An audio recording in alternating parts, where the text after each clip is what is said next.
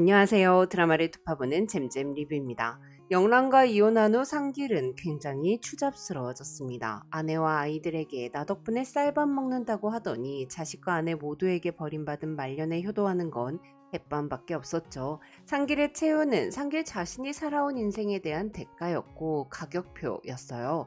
그런데 한편으로는 정말 상길이 표현하는 방법을 모르는 쫄보였다는 생각도 들더라고요. 상길은 영란이 사교 댄스를 쳤다는 걸 알고 있었죠. 하지만 잡아대면 영란이 이판사판이다 판을 얻고 집을 나갈 거라고 생각했기에 모른 척 그 사실을 숨기고 살았던 건데요. 부상길은 질 것 같으면 아예 싸움을 걸지도 못하는 쫄보가 확실했습니다. 물론 다 늙어서 아무데도 기댈 곳이 없어지자 이혼한 아내에게 들이댄다고 생각해서 더 화나시는 분도 계시겠지만 전 상길이 변하려고 어느 정도는 노력하는 캐릭터 같더라고요. 그래서 이번 영상에서는 영란과 상길의 결말 그 이유에 대한 이야기를 좀 해보려고 하는데요. 영란과 이혼한 상길은 뒤늦게 정신을 차렸습니다. 도독립 부상길은 개나줘 버리고 영란의 첫사랑 부상길이 되기 위해서 노력하기로 결심한 건데요. 부상길은 영란이 아프면 내가 책임질 거라며 병원에 가는 영란의 운전기사 역할을 자처하고 염색 좀 하라는 영란의 잔소리에 직접 해달라고 말도 안 되는 플러팅을 날렸어요. 남편을 사랑하지 않아서 살 수 있었다는 영란의 말이 상길의 명치에 섭섭함이 아닌 미안함으로 남아 상길은 너무 많이 늦었지만 영란을 아껴주고 귀하게 여겨줌으로써 진짜 영란의 첫사랑이 되고 싶었나 봐요. 그런데 사실 상길은 영란을 좋아했던 게 아닐까 싶습니다. 하지만 아껴주고 귀하게 대해주는 사랑법을 몰랐기 때문에 자기가 갖고 있는 돈으로 사람 마음을 사는 방법만 고집했던 것 같은데요. 애순이와 선을 봤을 때도 대학도 보내주고 자비로 시집도 내줄 의향이 있음을 밝혔던 걸 보면 상길은 돈으로 사람의 마음을 얻을 수 있다고 확신했던 것 같아요. 또한 상길은 임신한 아내를 두고 딴 여자와 바람을 펴도 내가 벌어다주는 돈으로 떵떵거리며 살 수 있게 해주고 쌀밥만 먹여주면 아내가 다 참고 자기를 사랑해 줄 거라고 생각했던 것 같습니다. 미친 거죠. 그렇게 딴 여자를 만나고 가족들한테 일절 신경 안 쓰고 아내를 식모 취급하는데 도대체 누가 그 남자를 사랑하고 존경하냐고요. 거기다가 상길은 말 한마디로 마냥 빚을 지는 사람입니다. 자전거를 사왔을 때도 아내가 뱃살도 빼고 건강하게 지냈으면 좋겠는 마음과 커플 자전거를 타며 잘 지내보고 싶은 마음을 표현하지 못하고 배가 그렇게 돼지처럼 나오면 아무도 복덕방에 안 간다. 복덕방 주인이 예뻐야 손님도 더 간다는 말로 영란에게 상처를 줬습니다. 그냥 솔직하게 내가 너무 잘못 살아서 너한테 잘못한 게 많아서 당신이 내 곁을 떠날까봐 걱정이 된다. 앞으로 잘하겠다. 나 좀 용서해줘라 라고 말하면 되는데 말이죠. 말로 똥을 싸놓고는 영란이 호응을 안 해주면 넌 내가 뭐 좀 해보려고 하면 초를 친다고 짜증을 내는 게 어이가 없는 거죠. 한편 상길은 유치장에 들어간 은명이를 빼내기 위해 자기 나름대로 뇌물까지 먹이면서 힘을 썼습니다. 은명이를 돈으로 빼내면 나 죄졌소 인정하는 꼴이 되고 그러면 사람들이 날강도 정가자라고 막 짓거릴 것이니 범인을 잡아달라는 상길의 말도 완전히 맞는 말이더라고요. 근데 현숙이가 돈 달라고 했을 때 그런 얘기는 하나도 안 하고 그냥 돈을 못 준다고 막 화를 내니까 영란의 입장에서는 당연히 미운 정도 떨어질 수밖에 없는 거죠. 근데 상길이가 자전거 타는 장면 진짜 너무 웃기지 않았나요? 자기가 이런 모습으로 자전거를 타면 영란이 자신을 멋지다고 생각할 줄 알았나 봐요. 앞장서서 자전거를 잘 타는 사람보다 내 옆에서 내 속도에 맞춰 타줄 사람이 인생에는 필요한 건데 말이죠. 사실 제 부모님 세대에는 영란처럼 남편이 완전 똥인데 자식 때문에 참고 살았던 어머님들이 꽤 많았습니다.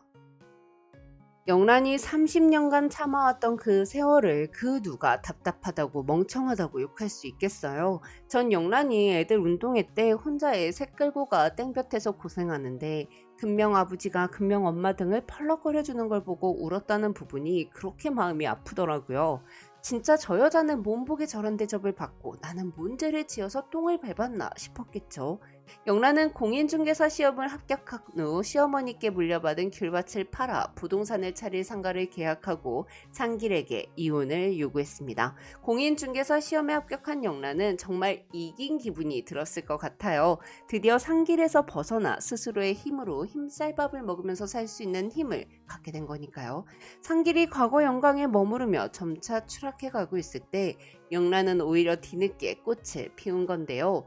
전 영란이 시어머니한테 귤밭을 물려받은 게 그렇게 기분이 좋더라고요. 영란의 시어머니는 남편이 평생 기집질을 했으나 홀로 살 길이 막막해 그냥 살다가 기어이 화병이 왔습니다.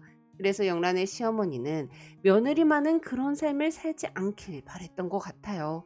한편 상길이 이혼을 안 해주겠다고 난리치지 않고 협의 이혼을 한 걸 보면 상길은 관식을 보며 자신의 인생을 잘못 살았다는 걸 절실히 깨달았던 것 같습니다. 상길은 양관식이 꽃무늬 도시락을 달랑거리고 내 배를 탈 때부터 싫었다고 했지만 아마 그 전에 관식이가 상길이한테 아저씨는 닥쳐요 하며 애순이를 데리고 갔을 때부터 싫었을 것 같아요. 그러니 관식이가 들고 다니는 꽃무늬 도시락을 볼 때마다 애순이가 생각나서 관식이가 싫었겠죠. 상길은 관식이가 알뜰하고 똘똘한 마누라 얻어걸려서 운 좋게 꿀을 빨고 산다고 생각했습니다. 그런데 운명의 아버지인 관식의 모습을 보며 사실은 관식이가 자신과 달랐다는 걸 깨달았죠. 그래서 영란이 이혼을 요구했을 때 순순히 이혼을 해준 것 같아요. 자신이 지금까지 했던 행동들이 영란의 마음을 때려 죽였다는 것을 깨달았기에 남은 인생이라도 근사하게 살고 싶다는 영란의 발목을 잡을 수가 없었던 거겠죠. 근데 영란과 상길이 제주 법원에서 협의 이혼을 하고 나온 후 상길이 영란에게 존댓말하는 거 너무 웃기지 않았나요? 상길은 영란과 이혼한 후 자신이 똥이었다는 걸 뼈저리게 느꼈습니다. 오성이는 아버지 혼자 남아있는 집안에 들어오지도 않고 문 앞에서 햇반만 주고 돌아갔고 그 아파트에 남아있는 건 햇반과 상길이 뿐이었으니까요. 그러니 상길이가 자식과 아내가 사준 구두를 신은 관식이를 부러워할 수밖에 없었죠.